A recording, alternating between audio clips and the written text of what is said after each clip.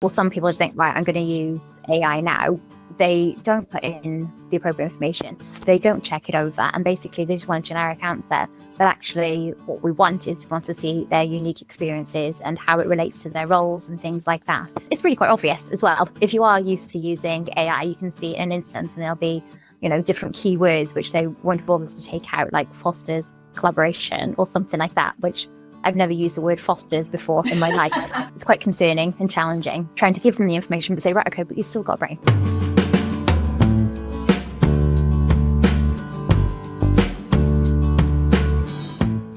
Hello, and welcome to the 7th episode of the Learning Collab, where we collaborate with industry experts and experienced practitioners to bring you hints, tips and advice from the world of post-16 education to help improve learner experiences and outcomes. I'm Ros Prothero, Director of Panda Education and Training, and today we're exploring the world of artificial intelligence and how it's changing how we work as practitioners, and also how it can help our learners to adapt to a world where this is becoming the norm in the workplace and in education in general. Today, we're so pleased to welcome two practitioners who have well and truly embraced AI into their practice. And they're here to discuss what they found out so far. So we've got Lisa Beecham, who is Curriculum Development Specialist at Educator Training, and Connie Henry, who's Essential Skills Practitioner and Digital Peer Mentor at Gower College. Welcome both. Hi. Hello. And I'm going to come to both of you now, and we will address the panda in the room. There is a reason for this. And so let's start with that, because Lisa, I'm going to come to you first. Can you tell us a bit about your role at the moment and also your journey with AI in education so far, and why you're a panda?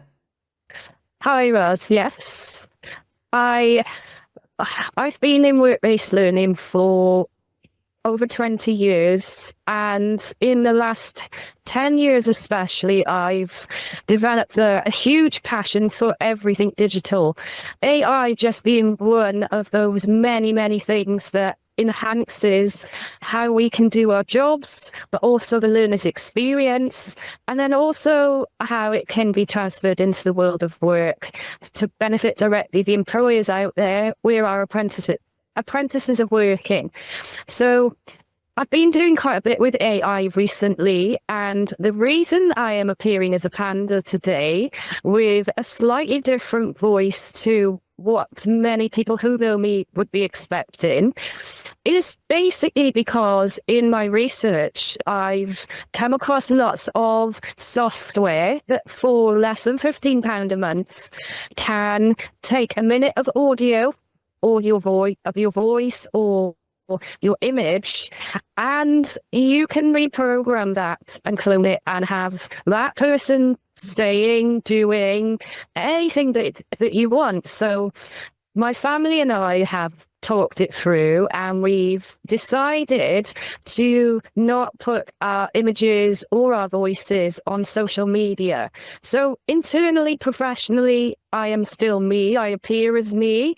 On social media recordings, I've opted not to, but I still want to tell people things about AI, things about work-based learning, and still get involved in these types of conversations.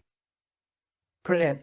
And that's really interesting to me, actually, because it was only when you said this to us when we were planning today's podcast that made me think, it's like, quickie, for less than 15 quid a month, anybody could just take our identity, really, and sort of appear as us. So that's really interesting. And we will be talking about, the ethical issues and the sort of things we've got to look out for when using AI. But it's brilliant, and I'm glad you're appearing as a panda today. You could have chosen anything, but it's always the best. And I chose it specifically for you, actually. Thank you very much, and we do appreciate it. And now, I want to be a panda, but I won't do that today. But so thanks, Lisa. It's great to have you here, and it's just really interesting to know that you can even get these things where you can change your voice. And when you came on this morning, I didn't recognize you because we've worked together for a long time, haven't we, over the years? It's like, who's this? It's a very long time, yes. And it's odd for me as well that I'm having to think this way to make sure, you know, that my family aren't scammed or that my professional reputation is protected. And it's a shame in a way that we have to go to these lengths, but, you know, personal decisions. Completely. And it's made me think about it as well, and how we present ourselves, you know, in the future on socials, etc. So yeah, I'll have a little think about that and a chat. And also we've got Connie. Hi, Connie. Hiya, thanks for having me. Yeah, Pleasure. yeah, very interesting to hear about Lisa's choices and how she's used this technology. So yeah, I've been working at Garrett College Swansea for the last almost 6 years and teach digital literacy predominantly, but also do a lot of staff digital training within sort of our different campuses, looking at different new tools that we have coming out, trialing them, and then giving sort of feedback to members of staff, showing them exactly what will be useful for them. So instead of saying there's a million things, try them all, we can sort of trial them and say, right, okay, actually, this would be really useful. I also do a lot of digital workshops within the community over the last year with some SBF funding. So working with the community and working a lot with schools as well. So with primary schools and secondary schools, being able to go out to them and then show them specific tools. So some of those are AI workshops, so how they can use them for their teaching specifically, and then other digital tools along that way. Brilliant. And for the record, myself as well. So I started as an IT trainer back in the last century when Google was the new thing, you know, and the internet was this sort of like witchcraft, and everybody was really worried about introducing it into the workplace and into education. And now we're faced with this new, and I think it's having a similar sort of reaction, especially to, you know, practitioners in post 16, especially, I would say. They're like, we don't know how to use it. We're a bit scared of it.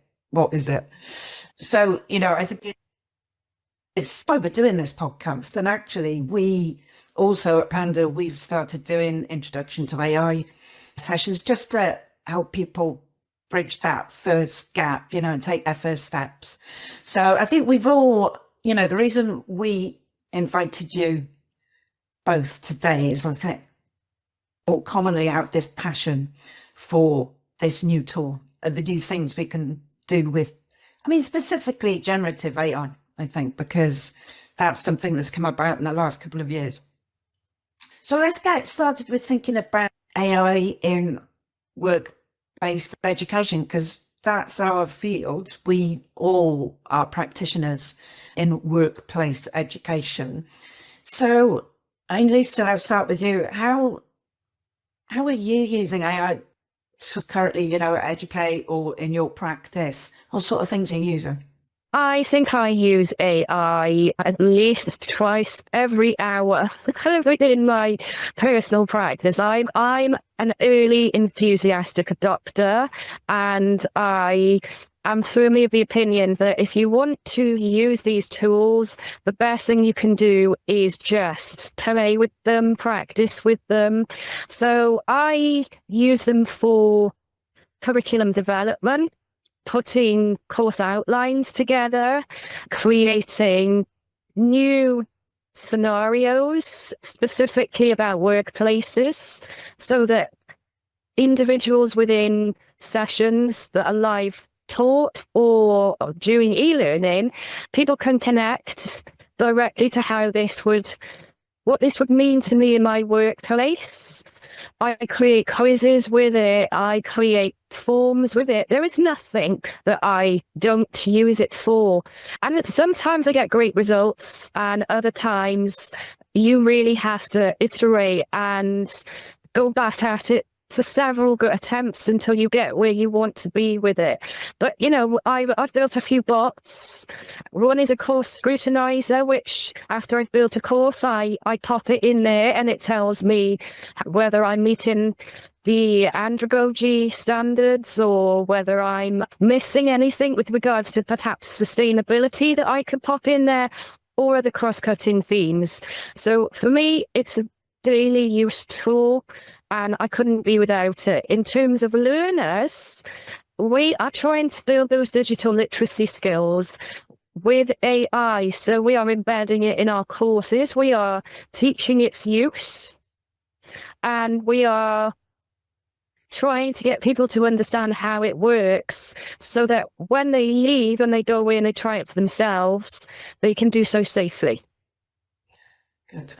Because our learners are going into the wider world, of work, and are in that world of work. It's not going anywhere, is it, Ian? We're all going to be using it at some point.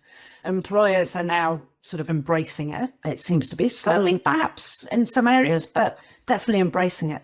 So I guess it's about us giving our learners the skills to embrace it, isn't it? Absolutely. I think people coming through the school system will be using it. My kids are using it. It will be as natural as Google in a year or two's time. And I think to get in early and to start utilizing it at this point so that you can hone those skills as it develops, it would be the best way to start, really. I don't think you can break it, so why not have a try? Yeah. Let's hope we can't break it. Connie, how are you using it at the moment? Anything different, Lisa?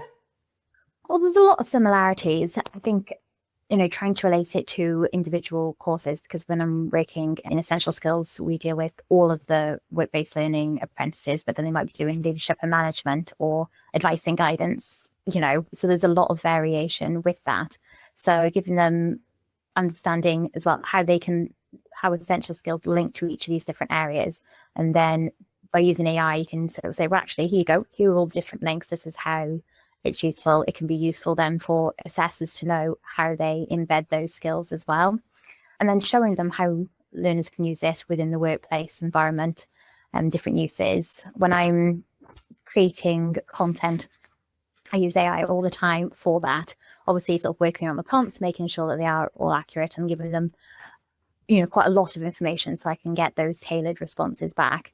And then showing like all the other assessors, actually, look, here you go. You don't have to be spending so much time generating all content. Actually, you can pop your information in there and say, right, okay, can you give me some activity ideas, or can you generate a text on this document and stuff like that? So I think showing assessors how to use it, I probably do that a little bit more, and how they can create things, so how they can explain criteria to their learners, or generate the explanations for the criteria and then put them into like multimedia books. So it's also combining them with other tools like multimedia books, or putting them into workshops or activity ideas. Because if you're delivering workshops, it can be very bland, just standing, listening, having it that way. So actually asking it, right, can you give me some activity ideas to do in groups or teams, which are going to link to this topic? And it's amazing what kind of things can come up with it. And yeah, and then how to use it for teachers. So it's,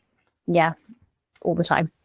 Yeah, all the time. And I am as well. And I think when you, like me, I spend a lot of time on my own in a room trying to come up with ideas. And we're all so busy, aren't we, at the moment? And I see it as an assistant. And I think that's what we've got to bear in mind. It's not going to replace us, not yet anyway. It's there to help us. I just find it so helpful to have the conversation with us. I think that's a really good point, Roz. I'm a remote worker, so I work from home. I've got a great team that I can call upon that are great at supporting me. But when you need that instant sounding board or that instant idea generation, and as good as some of us are coming up with these ideas and these engaging activities, to be able to push it that step further, or to be able to pick from a selection, gives us that boost, and then we're able to embed that and to take it forward. And I definitely agree with you when you said it's an assistant. The robots aren't taking over just yet, hopefully. It's definitely an assistant. But I think, there's obviously benefits. We've already said about some of the benefits. I mean, for me, it saves time. But it just helps you sort of. It's like if you've got nobody there, it can sort of just like a sounding board and a little bit of feedback. But there's also challenges, right? So what challenges have you found? Connie, let's come to you first. Any challenges that we have to be aware of? Yeah, well, I think giving it a lot of information, because if you give it just a simple prompt, you're going to get a very generic, very bland explanation. So actually giving it more information and asking it like, what output do you want? Do you want it in a table? Do you want bullet points? Do you want a summary? Do you want, 500 words? And then who your audience is, whether it's work-based learning, management learners. And I want you to be able to create activities for them. So it's giving them those prompts and letting them know what level it is. And that information will give you more tailored results. I think, and I just find that, sometimes, well, you don't have one tool which does everything that you want it to do. I find that, you are having to jump from maybe one tool to the other because, well, work-based learning and education, we don't have the licenses for all of these, paid ones. So again, you're jumping for free ones and utilizing them that way. Yeah, definitely. Lisa, what about you?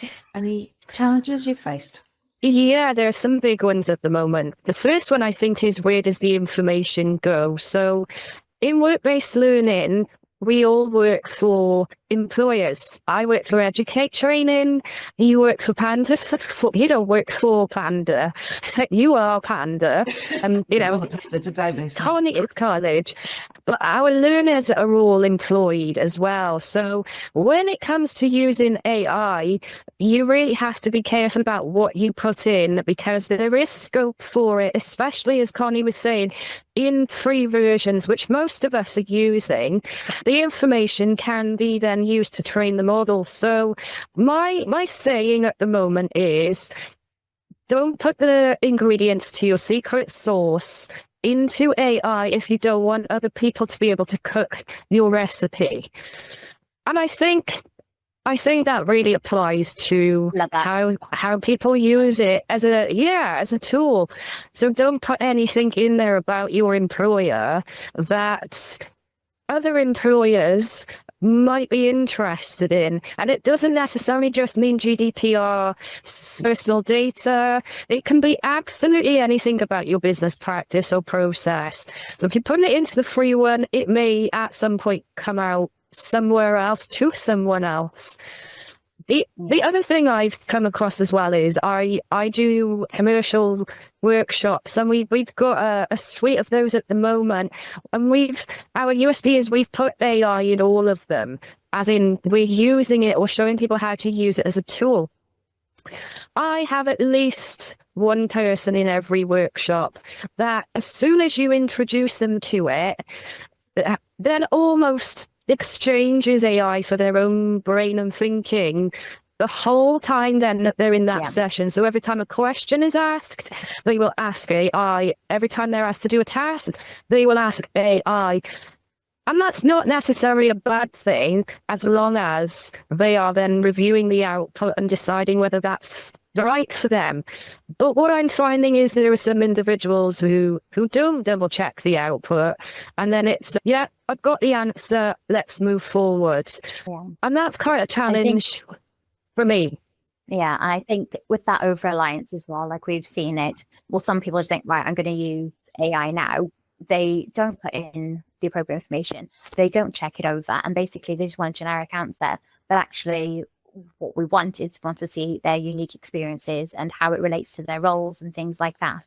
And then the misuse of AI can be, and it's really quite obvious as well. If you are used to using AI, you can see in an instant, and there'll be, different keywords which they won't bother to take out, like fosters collaboration or something like that, which I've never used the word fosters before in my life, and now it's everywhere. Just those keywords. Yeah, but yeah, I think sometimes people can just be like, oh, do you know what? I can't be bothered to think, and they don't think as much anymore, and they do just sort of result to just coming straight to AI.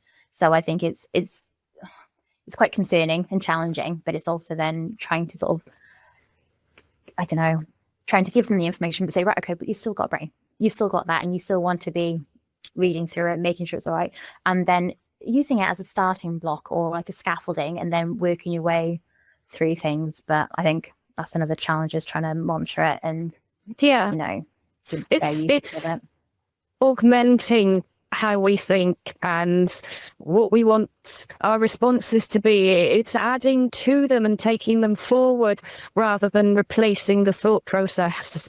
For me, in terms of the output may be right, but is it very tailored to your scenario, to your situation? If you've prompted it correctly, it might well be.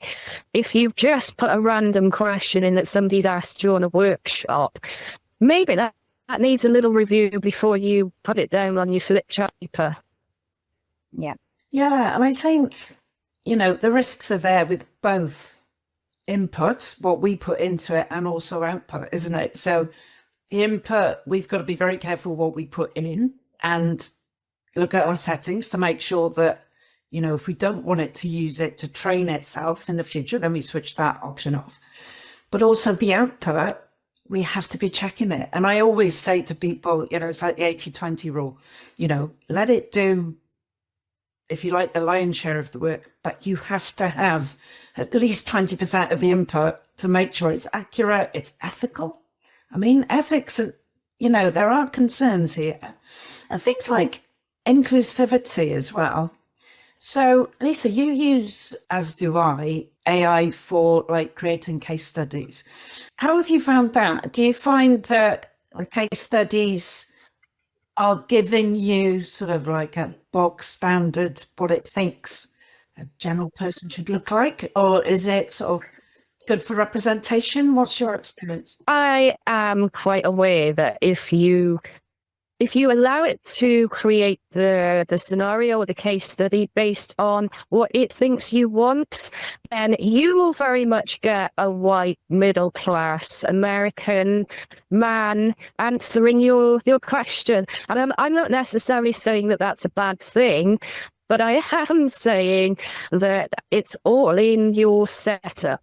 It's all in what you're thinking through. I did a LinkedIn post a while back, and I asked it to create an image of a boardroom, for example, and it was 12 white men sat round a table. And I think that if you keep that image in your head when you're asking it things, unless you change the narrative and ask for something different, I want a boardroom with 50% of the... Yeah, a 2 women and a panda.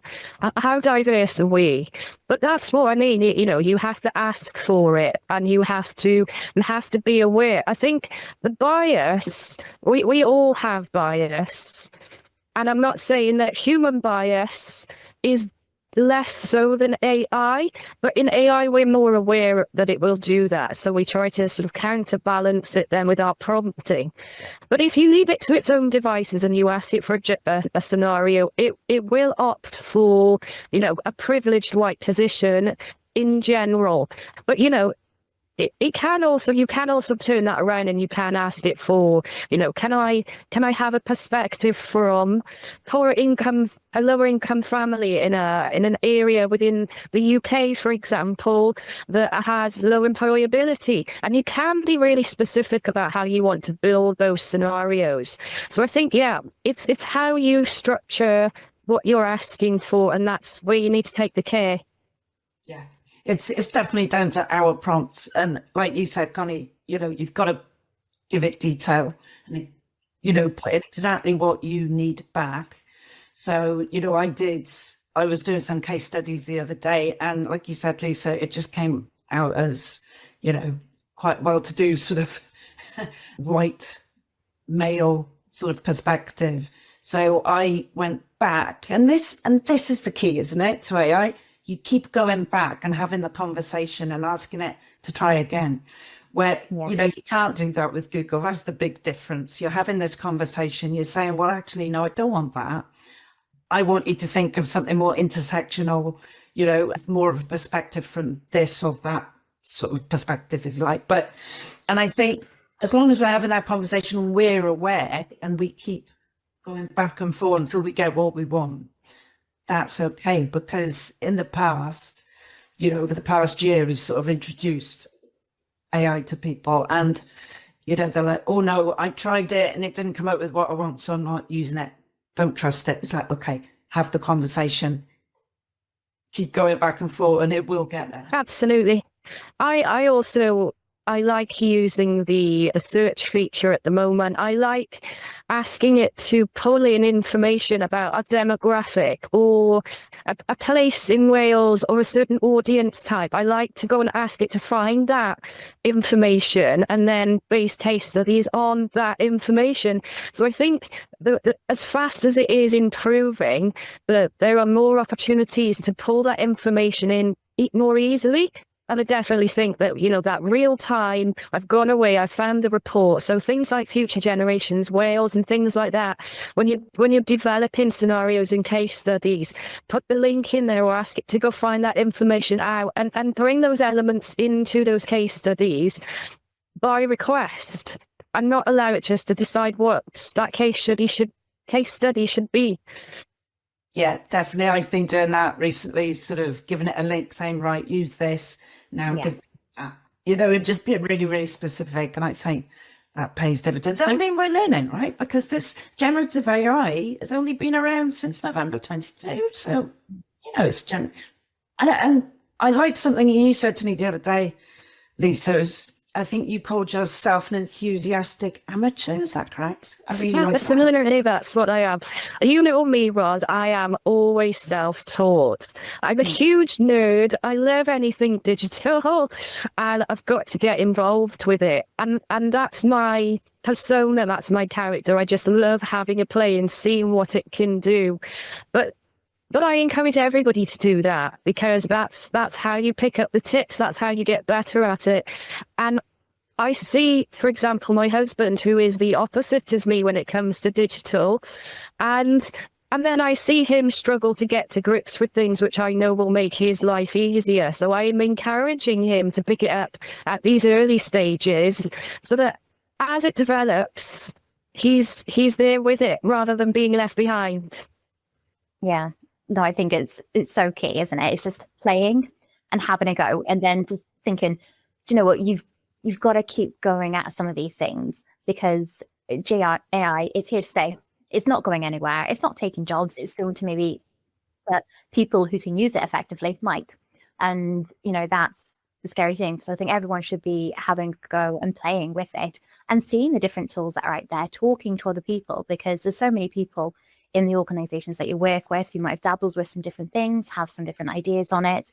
Your institution should have like different CPD opportunities, or, the ones that you're offering at Panda. So it then gives you those tailored opportunities to see what it's being used for in your specific area. And then things on LinkedIn as well. They're always sort of saying, right, okay, here's some new AI tools which can be used. And it's, I think, jumping on some of those bandwagons and having a go and talking with other people, and being in that kind of a community where other people want to learn and share and things like that.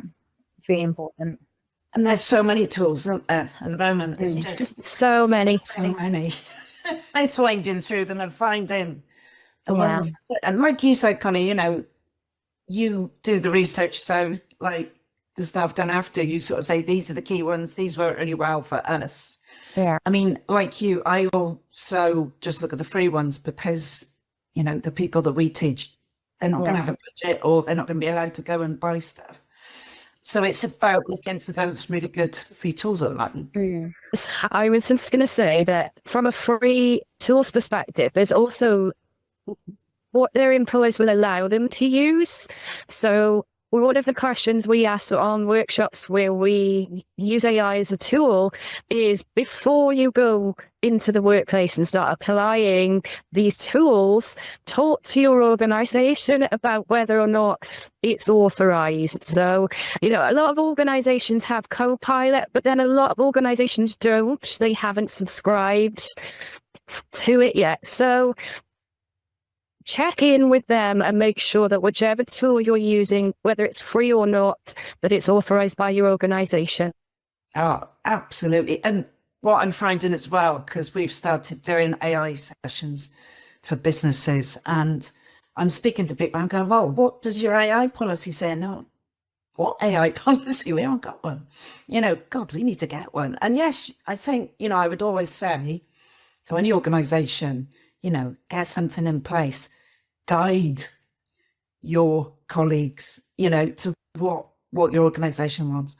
And yeah, for the users, check that policy and make sure, check with them, because it's still new. And we do, I absolutely believe we still need to be careful. There's lots of considerations, ethical, personal data, etc. As you said, Lisa, there's so many factors. But where's it going?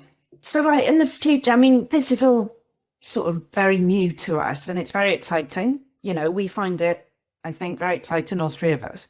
What does the next 5 to 10 years look like for AI, do we think? I mean, are we going to be looking at this podcast or listening to it in 5 years' time? And yes, not.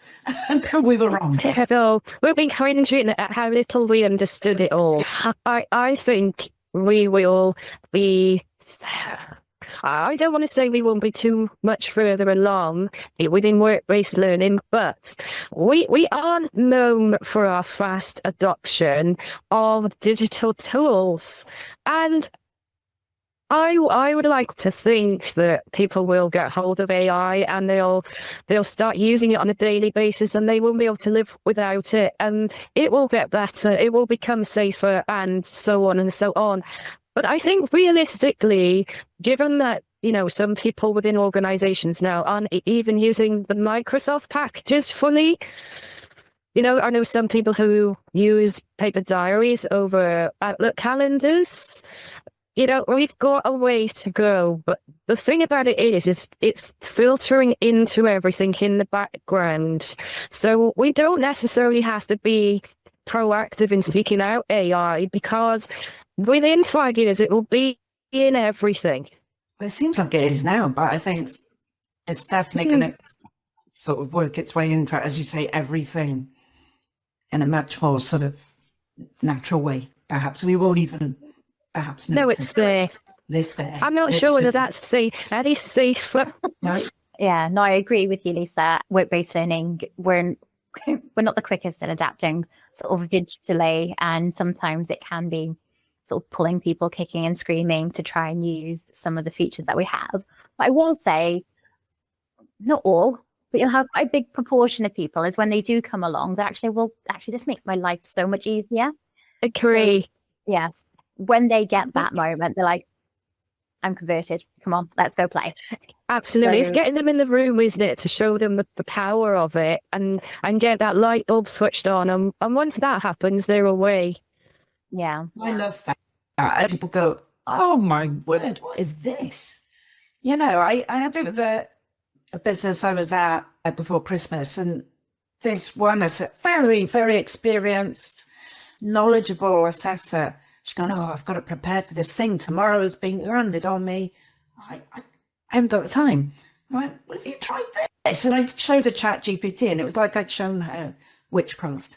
And she was like, right, I'm going to try it. And she was like, why aren't they telling us about this? This is a game changer. Who is they over us? Who is supposed to be telling them about this?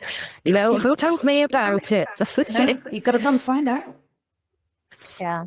But then I think you also have, we've got digital peer mentors, and we try to put on workshops, but then you've also got, you might just have the same people coming to the similar sort of workshops, yes. And then actually the ones who maybe really could benefit from it the most, they tend to shy away from it. So unless you've sort of make it compulsory, maybe they're not going to sort of volunteer themselves to come and see the new features. But I think people are adapting to it more, and I am getting more requests for training on it, like different roles within the college. So it's not just, the education staff. So I'm going to be doing some with the admin team and stuff, and introduce them and show them how it can be used within their roles, because it's so diverse. But yeah, I think there's lots of different places it could go, whether so in the next sort of 5 to 10 years, AI as a whole, I think there's amazing things that can be done. It'd be great, to expand on personal learning. So on the learning platforms, actually, learners can then adapt them and change them for the learning styles or, their accessibility needs just,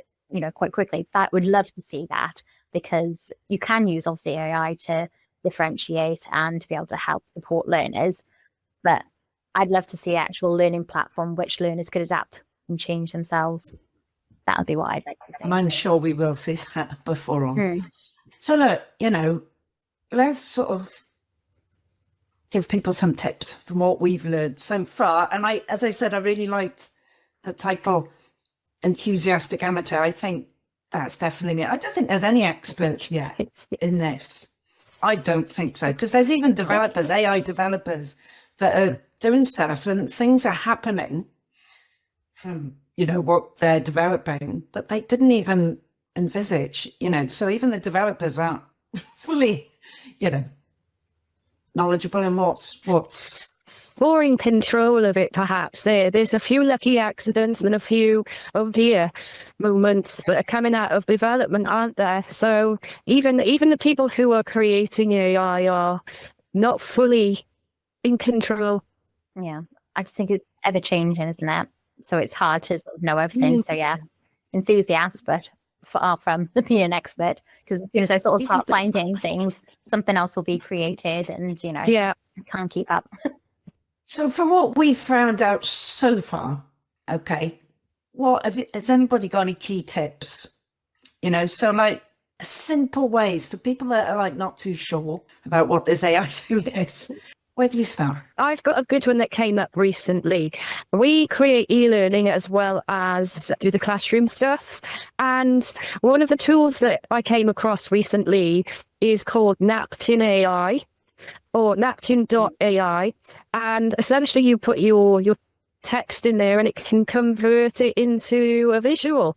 I think I've signed up to that. I've signed up to so many, but I think I remember. Yeah, I know. Yeah.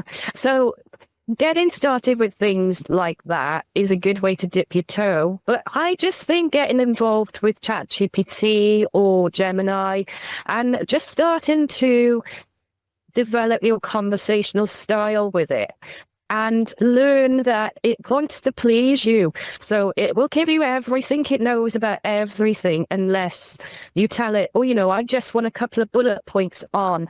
Get me started on this, or give me an outline and see where it goes from there. That's how I would suggest people get out there and start. Dip your toe. Yeah, definitely. Like I generally sort of recommend ChatGPT as a sort of starting point, but it's the same as Copilot or Gemini, but just that kind of thing. And if you don't know how it can help you, you can even just ask it and say, right, I am teaching this class for these learners. What kind of information can you give me to support my workshop or anything like that? Are there any tips you can do me, or just how can I enhance my lesson? But you can ask it like, what use can you be to me, and it'll actually give you answers. And remember to say please, because if it does take over the world, it has to remember you've got manners. Dad, I always say that. Thank you. But yeah, so I think using it, and then just being more specific with your prompts and giving it that bit more information. But, as we've talked about, you can always sort of tweak and edit as you're going through. One thing that I found great is Magic School AI. So that's amazing. Love that. Education. Yeah. And there's so much on the free version as well. You don't get as much tailoring then after you've done it, because you would need the paid version. But the amount of tools that are on there, so generating questions from YouTube videos, or creating lesson plans or activity ideas, creating your own custom chatbots, creating classrooms, so then people don't even need to have a login details. So you've got your custom bots. I've had teaching teachers how to use it, and then they were having conversations with historical figures. And so it's so much more interesting, isn't it? Yeah, and then you can go through and check what they've been doing. Talking about bots, I would also encourage people to explore the GPTs. So there's quite a lot of community bots on ChatGPT that if you go up to the top left and you hit explore, there's so many different things that you can do with it that's already in place for you. So you don't have to make these things. I would also say TikTok for me is a great source of ideas in terms of how I can make it work better. So I saw a TikTok the other day of somebody using the Canva GPT. So they went into Chat GPT and they went and found the Canva one and they told it what they were thinking of. And then it took them directly to Canva and presented it to them and went, "You mean this?" I thought it was mind-blowing how quick it was. And it was real time as well. So for me, I get a lot of my, oh my gosh, I could do that through following people who use AI on TikTok as well. Yeah, love TikTok as a learning. Well, I watch it for lots of different things. I'm now hooked. But yeah, learning. I've got like a whole saved folder for IT because they're very quick, short videos. So it's very quick to sort of flick through. You can search for, different things that you're interested in. So it's a very quick, accessible way of learning as opposed to watching a whole 20-minute, 30-minute YouTube video in a minute. You can be like, oh, that's how easy it is. Save it for later. You can go and try it. Web pages or presentations and things. So that's amazing because you can actually give it all of the content that you want, ask it to just keep that content. It can summarize it. It can add AI to it. Choose your theme. Do you want a presentation or a web page or a document? And then all of a sudden, it's created. But it's actually got the content that you want it to have. And I love that. So it's not just generic AI stuff. It's got yours. Well, I think from my point of view, I've sort of started looking at all the tools that I've spent years trying to get educators to embrace, like Kahoot, like Padlet, all the ones that are now sort of hopefully seen as quite sort of standard tools to use. But all of those things now have AI built into them. I'm trying to get people to use those aspects as well. I think is really beneficial, like a good place to start, if they know a tool like Kahoot or like Padlet, especially, have really upped their game with what they offer in terms of AI. It's a good place to start, Do you find, though, that there's a lot of talk on social media, such as LinkedIn, about how to use AI in different fields, like sales, for example, but not a lot of people talking about how you could use it as a teacher, a trainer, a tutor within the work-based learning environment? I definitely think that maybe people like ourselves need to shout about it more and put those tips out there for our work practice, because it's overwhelming how much information. I mean, if you're in sales or marketing, where do you look? Every second post is about that. But if you're in work-based learning, you probably haven't got time to look at LinkedIn for a start. But if you did, it would be great to see some top tips and tools from people that know that they work within the work-based learning environment. Yeah, I'm part of this collaborative group called Creative Club, with the AI in the middle, and it's been set up basically just to be a community hub for, it could be work-based learning, further education, higher education, just to collectively get together for half an hour one morning each month, and it's just sharing what's worked, what hasn't, just quick bites, and then sort of coming together to sort of ask questions, and it's really, really lovely. And how can I join? I will send you a link. We've got a meeting Friday morning. But it's amazing, and you're just in that community where actually people are just there just to help. And she's done so much in this space. She started doing a blog for community over competition, and I worked with her for Techtober. I don't know if either of you saw that in October. So it was a big collective of over the month of October then, where we had different webinars on different software tools that we're using, which work within FEHE and work-based learning. So those specific ones, and it was free for everyone. And we just sent out this information. Just join in if you can. We released all the recordings. And again, so I think having that lovely sort of community aspect of it is really important. But yeah, more than happy to share those details, because it's nice just to come in and then see what other people are using and working on. Oh, it's brilliant, because I actually looked at the flipbook that you created for Techtober, and it was brilliant. I loved it. Loads of really interesting videos in there. So yeah, we'll put the links if anybody's watching this, and you can see Lisa as Panda. With Innovative Facial Movement, I must put that in there. It's not copying me when it's laughing or shrugging its. Is it not? Yeah, no, that's not me. That's the Panda. Oh, she looks surprised. But yeah, we'll put the links in the description underneath the YouTube video, so check it out there. But yeah, I mean, there's so much to come, I think. It's so much potential. And I think, just to finished, one of the things that I've started using a lot of is TurboScribe. Have you heard of that? Brilliant. You can put in a video and it will transcribe it for you. But I've started using it for like professional discussion. So if I'm having a recorded professional discussion with the learner, I will then TurboScribe it, and it is a free tool.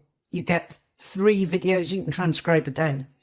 And it just gives me a timestamp of everything I've said, and I just edit it. You have to edit it and you have to, take stuff out, but it gives you the key points. So it's just a really good place to start writing your report. So that's how I'm using it at the moment. Yeah. So I think little things like that. Yeah, I use the one in Office 365 Word, so the transcribe there. So if I have the discussions with my learners, then you've got the link to the audio recording, and then you can have timestamps and speakers. And again, so again, that was great for accessibility. I had the learner then who didn't want to be writing up the whole review. So, we had this discussion, it transcribed it all. I had the timestamps and the actual recording to refer back to. So, those tools are so useful. Really, really good. Absolutely brilliant. So look, gosh, we've talked about lots today. Thanks both. I think basically, in summary, AI is here to stay, so let's embrace it. Hopefully, any final thoughts? What would you say, Connie, your final thought on AI for today? What would you say to people maybe a little bit hesitant? Be curious and just have a go. Have a look at some of those tools and talk to other people to get their experiences, but just dip your toe in and have a little look and see what it can do, because once you start using it, you'll realize actually it can be such an aid to help, and it just adds another string to your bow, and you can just create so much more and then free up time to do other things. So that's really good. It might take that little bit of time in the first instance just to start using it, but once you start using it, you'll realize that it'll pay dividends in the end and you'll save so much time. Yeah, definitely. What do you think, Lisa? I think that if you're a bit concerned about starting off with using it for work, use it for outside of work to begin with. So one of the things I did initially was to ask it to meal plan a week of meals for my fussy eaters. And I told them what food they liked and to keep to that food group. And it would plan my menu, or, using it to plan your itinerary to go on holiday. Or if you're a parent and one of your children is acting up and you're not quite sure how to handle it, ask AI and just start practicing with it to see what it can do. And at the point where you realize what it can do, your brain will automatically then start thinking about that in the context of the workspace. So start with personal. You can take photographs of your plants in the garden and ask it, what's wrong with this? Why is it dying? And it's just, familiarity, isn't it, really? So it's getting in there and putting that app on your phone and seeing what it can do for you. Yeah, definitely. And then those recipes as well, like you can say, this is what I've got in the fridge. Can you make a meal? Can you give me options which are like Mexican style or Italian style? Right. Can you make that gluten free? Or, and you can adapt those. And I use it for planning my trips, or, where's best to visit this time of the year, or what can I do? I enjoy culture and history and food. Can you give me some recommendations? I've got kids. What can we do? So it's sort of using it and then tweaking as you go along. So definitely use it for personal. It's a great way to end. Thanks, ladies. And, I think, as I said, any links that we've got from what we've said today, some really good ideas there. I'll put them in the description underneath our video version of this podcast on our YouTube channel.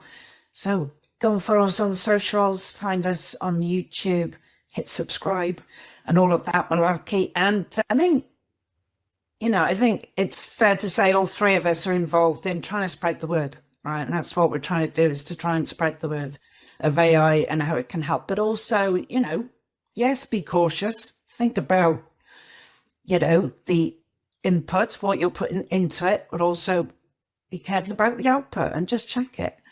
So, but do have a go and just have fun with it to start with. So, as I've already mentioned, we do have some workshops coming up, like an introduction for those of you that are maybe don't know where to start. We're doing an introduction to AI for educators. We've also got one coming up for businesses. And it's just we do a practical workshop to get people started. And I know you do the same, Connie. You know, it's just sort of trying to get people gripped by the bug that we have been gripped by. So it's brilliant. And, you know, hopefully in 5 years' time, we'll come back, look at this podcast and see that it's evolved. And yeah, we knew nothing at this point. Absolutely. And it's fun. It's fun to see what happens, right? So thanks both for today. In our next podcast, we will be looking at the importance of employer engagement. So join us for that one. You can find us on Spotify. You can find us on YouTube and all the usual places. But thanks for that, ladies. Just to let you know, we have had an AI helper in the background because we record this on Zoom. So I'll also put that out as well on our socials just to show you how good that can be. So we've had that recording us in the background. Obviously, I will vet it and make sure it's accurate. Yeah, I'll be putting that on the socials just to sort of say how successful or not that was. But again, another great tool. See, it's everywhere. It's everywhere. So we've got to start using it. But thanks both for joining us today. And we'll... Thank you so much for having me. Thank you. Bye-bye. Thanks, Lisa. Thanks, Connie. Right, thanks. Bye-bye now.